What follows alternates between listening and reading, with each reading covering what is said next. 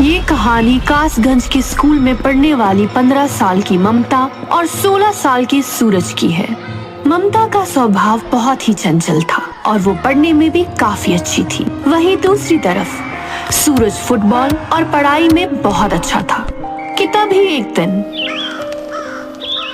सूरज सुनो ना, हमें कब तक एक दूसरे के बिना ऐसे अकेले अकेले रहना पड़ेगा? अरे पगली, हम अकेले कहाँ हैं? हम तो रोजाना एक दूसरे से मिलते हैं। मेरे कहने का मतलब कुछ और है। क्या क्या बोलो? मुझे अब पूरी जिंदगी तुम्हारे साथ रहना है। अपने घर रह के थक गई हूँ। क्या बात है, आज तो मुझ पर ज्यादा ही प्यार आ रहा है। मजाक मत करो। देखो ऐसा नहीं है, मैं भी तुम्हारे साथ रहना चाहता हूँ, लेकिन अभी हम 18 के भी नहीं है। हम नाबालिग हैं यार। ठीक है, लेकिन तुम्हें जल्दी इसके बारे में कुछ करना होगा। अच्छा ठीक है बाबा, अब गुस्सा थूक दो। इन बातों के बाद दोनों घूमते हैं और कुछ देर बाद अपने अपने घर चले जाते हैं कि तभी एक दिन,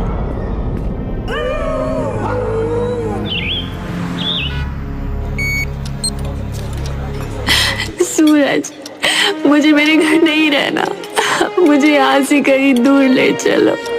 तुम रोना बंद करो, मैं कुछ सोचता हूँ यार। ठीक है, चलो हम भाग चलते हैं। जाओ कपड़े पैक करो और रात को 11 बजे मुझे पोस्ट ऑफिस के पास मिलना, ठीक है? ठीक है, तुम जल्दी आना। दोनों अपने घर से भागने के लिए पूरी तैयारी के साथ निकलते हैं। हाँ, तुमने सब रख लिया ना? हाँ, चलो।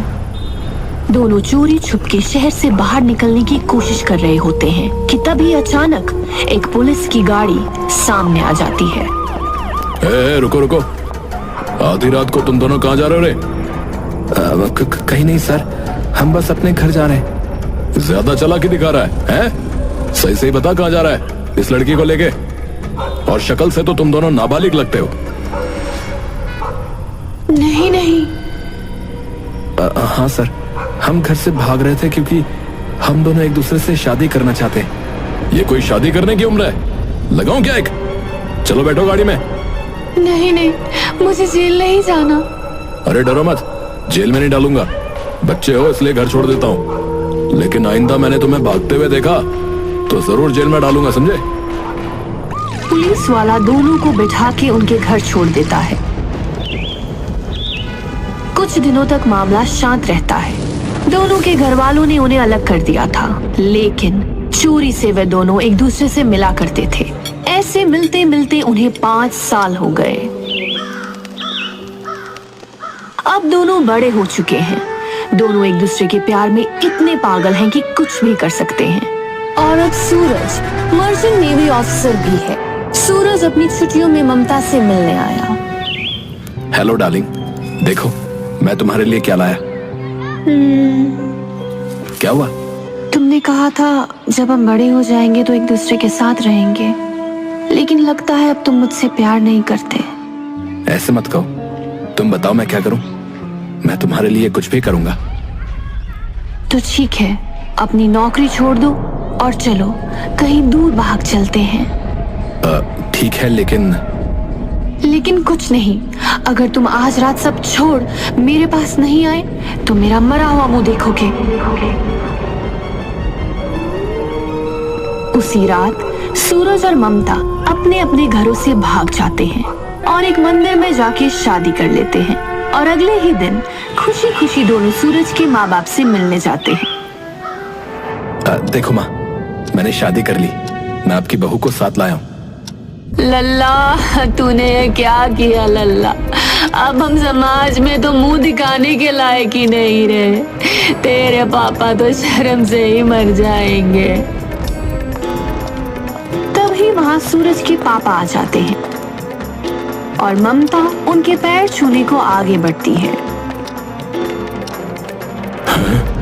ये सब क्या हो रहा है? ये लड़की कौन है?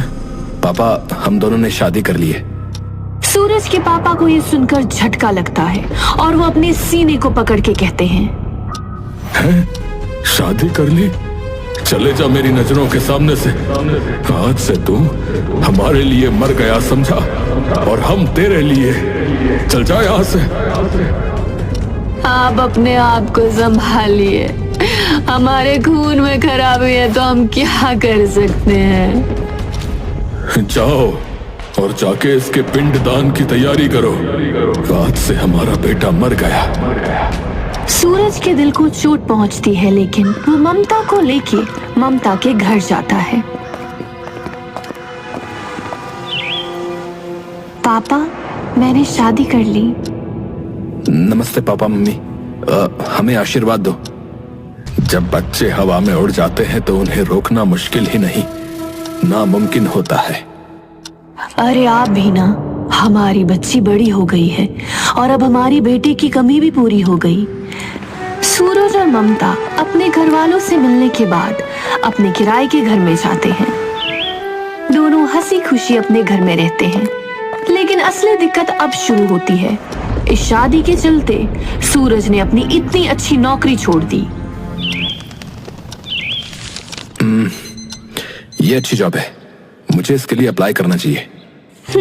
हस्बैंड जी, क्या देख रहे हो? अरे मैडम जी, नौकरी तो चली गई, अब काम तो ढूंढना पड़ेगा ना। ठीक है, तुम ढूंढो, मैं तुम्हारे लिए चाय लेके आती हूँ। ममता चाय बनाने के लिए रसोई में जाती है। रसोई में एक खिड़की होती है, वहां से कुछ लड़के ममता को देख रहे होते हैं, और जैसे ही ममता उन्हें देखती है, मंद ही मंद मुस्कुराकर इतराने लगती है।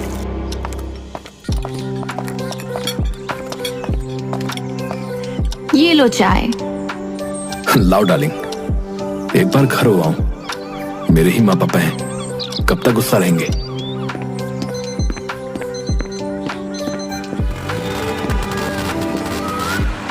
क्या भाई, क्या हाल? और ये खाना कहां से ला रहे हो? आदमी बिना कुछ बोले वहां से चले जाता है। बड़ा अजीब आदमी, बिना कुछ जवाब दिए ही चला गया।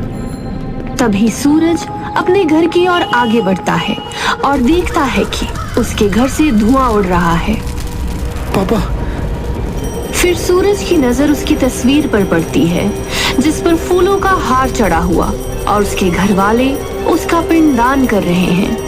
ये देख उसके पैरों से जमीन खिसक जाती है और वो रोते हुए भाग जाता है। थोड़ी देर बस स्टॉप पर बैठने के बाद इंटरव्यू देने जाता है।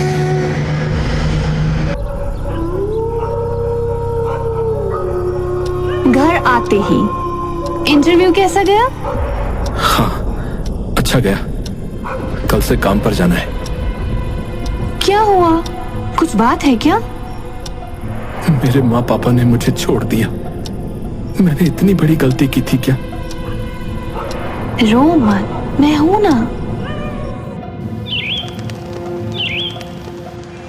जैसे जैसे टाइम बीतता जाता है, चीजें ठीक होने लगती हैं और दोनों हंसी खुशी साथ रहते हैं।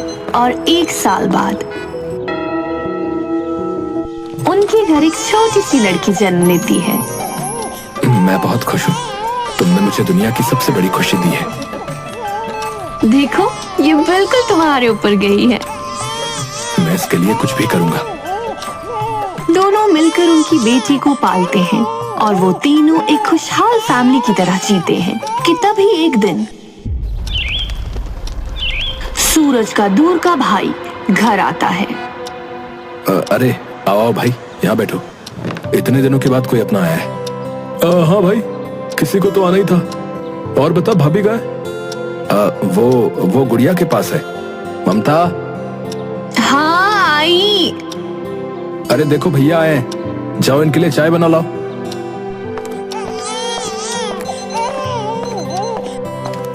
नमस्ते भाभी। नमस्ते, मैं अभी चाय लाती हूँ।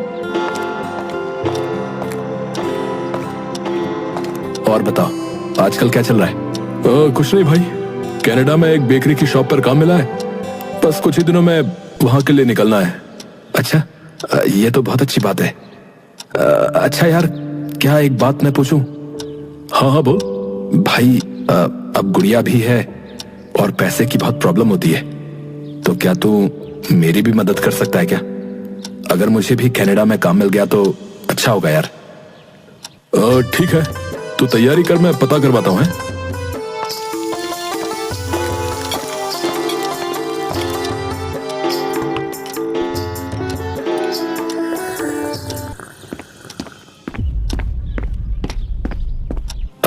क्या तुम मेरे पीछे से हमारे घर और हमारी गुड़िया को संभालोगी? मुश्किल है तुम्हारे बिना रहना, लेकिन काम है, जाना पड़ेगा। और तुम परेशान मत हो, मैं संभाल लूंगी।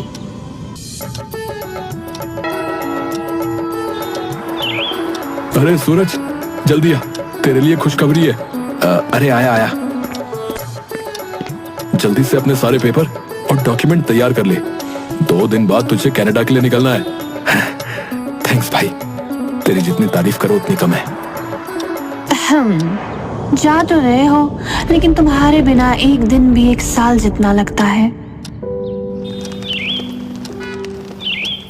सूरज और ममता तैयारी करते हैं और 2 दिन बाद सूरज कनाडा के लिए निकल रहा होता है। एयरपोर्ट पर। हमारी गुड़िया का ध्यान रखना। हाँ जाओ, वहां जाकर हमें भूल मत जाना। सूरज को कनाडा गए हुए कई हफ्ते हो जाते हैं कि तभी एक दिन ममता को रास्ते में उसका एक खास दोस्त आदिल मिलता है। अरे ममता, तुम? आदिल? अरे मुझे पहचान नहीं पा रही क्या? नहीं, तुम्हें कैसे भूल सकती हूँ। आओ मेरे घर चलो, यहीं पास में ही है। ठीक है। ममता आदिल को अपने घर ले जाती है, लेकिन आदिल को देख के साफ पता चल रहा था उसके इरादे ठीक नहीं हैं। ममता उसके बारे में सब जानते हुए भी उसे घर ले आई। तुम यहाँ बैठो, मैं तुम्हारे लिए कुछ खाने को लाती हूँ। ठीक है। ममता रसोई की जगह अपने कमरे में जाती है और तैयार होना शुरू कर देती है कि तभी वहां आदिल आ जाता है। तुमने तो मुझे डरा ही दिया। तो तुम रसोई की जगह यहाँ क्या कर रही हो? मैं वो नहीं, मेरी शादी हो गई और सूरज को पता चला तो वो मुझे कभी माफ नहीं करेगा। अरे उसे कैसे पता चलेगा? देखो मुझे पता है वो अभी कनाडा में है, और अपने चेहरे का रंग तो देखो कितना फीका हो गया है, एकदम बोरिंग। लेकिन कुछ नहीं। ये देखो, मैं तुम्हारे लिए एक खास चीज लाया हूँ। ये क्या है? अरे ड्रग्स है, ड्रग्स। तुम ये लो और एक अलग ही दुनिया में खो जाओ यार। ममता ड्रग्स को सूंघती है और अपना होश खो बैठती है, और उसके बाद आदिल और ममता हम बिस्तर हो जाते हैं। ये सिलसिला कई महीनों तक चलता है, जहां ममता नशे की दुनिया में कदम रख चुकी है। तभी एक दिन ममता की माँ घर आती है और आदिल घर से निकल रहा होता है। आओ माँ। ये कौन है और तुमने अपनी क्या हालत बना रखी है? अरे माँ, कुछ नहीं, वो बस मेरा दोस्त है। तुमने ये नशे की आदत कब से लगा ली? और सूरज को ये सब पता चलेगा तो उसे कितना बुरा लगेगा। अरे माँ, तुम परेशान मत हो, उसे कुछ नहीं पता चलेगा। तभी सूरज का वीडियो कॉल आता है।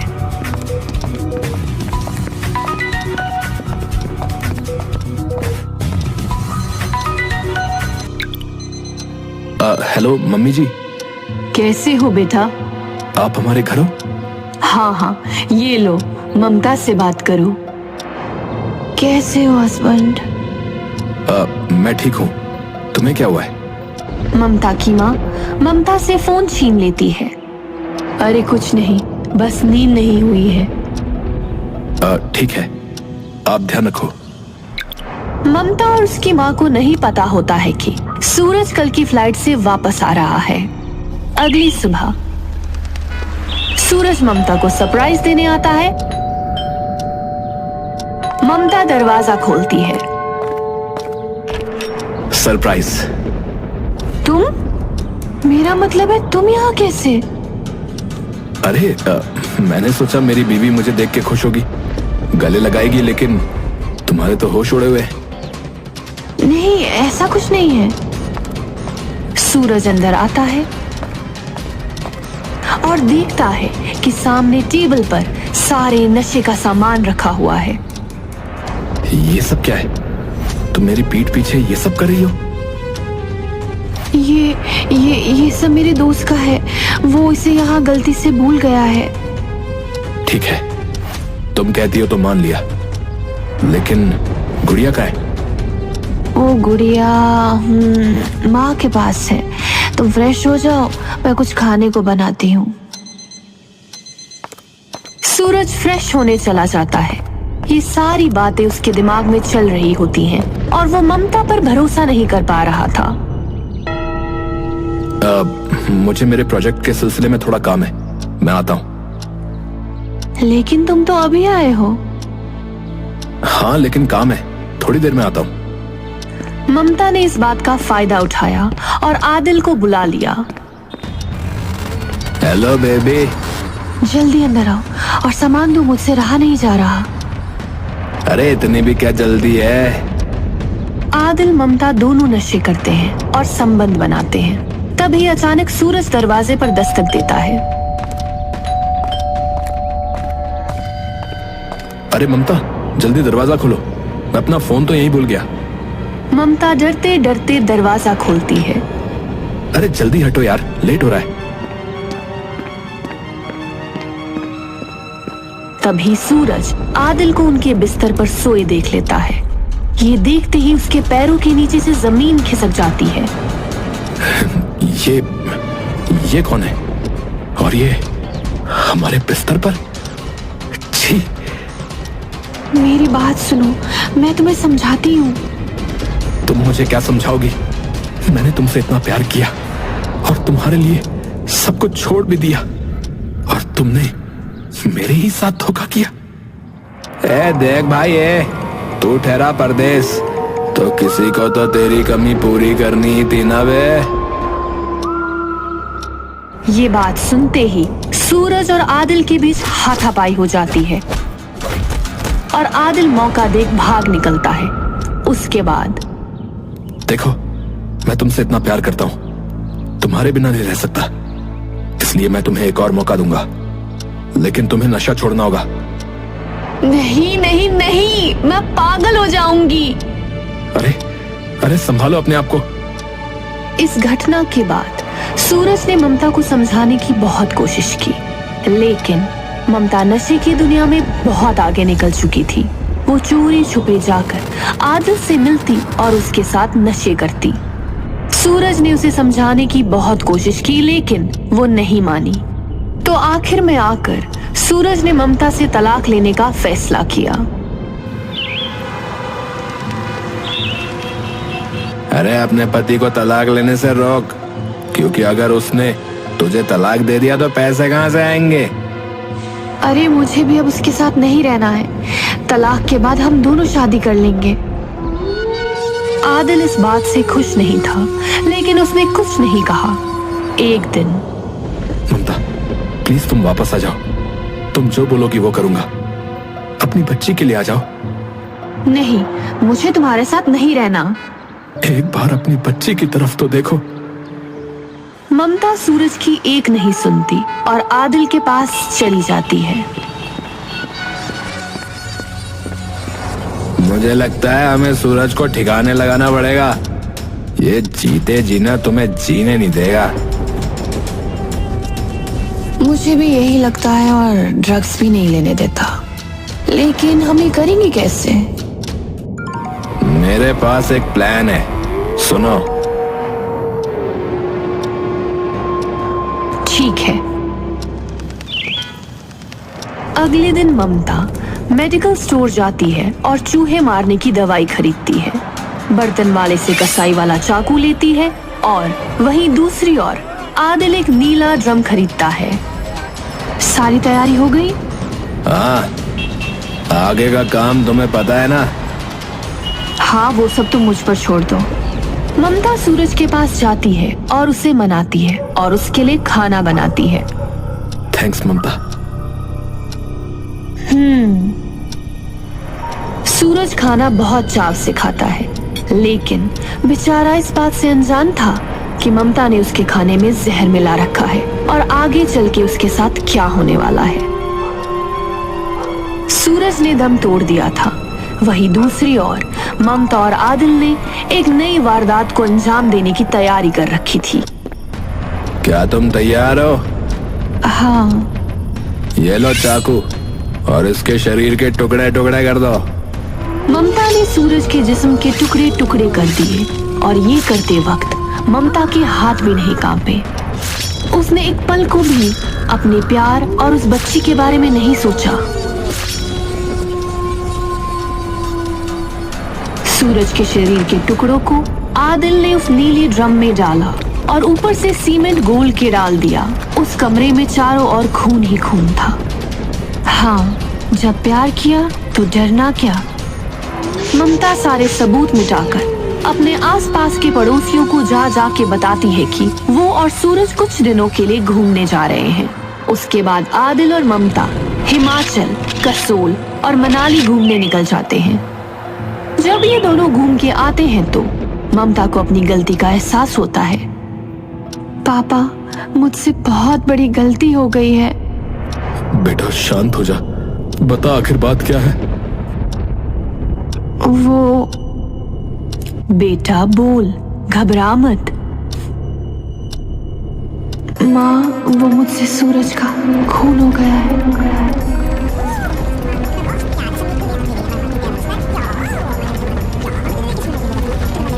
हम तेरा इसमें बिल्कुल भी साथ नहीं देंगे। तू हमारे साथ पुलिस स्टेशन चल। हाँ, तूने मेरा बेटा छीना है। मैं चाहूंगी तुझे फांसी मिले।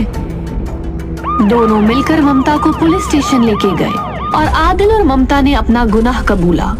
वहीं दूसरी ओर पुलिस को जांच पड़ताल में पता चलता है कि जो माँ अपनी बेटी की फांसी की सजा मांग रही थी, उसी माँ को सूरज के कनाडा के अकाउंट से पैसे भेजे जाते थे। अगर कोर्ट ने सूरज को समय पर तलाक दे दिया होता तो आज उस मासूम की जान नहीं जाती।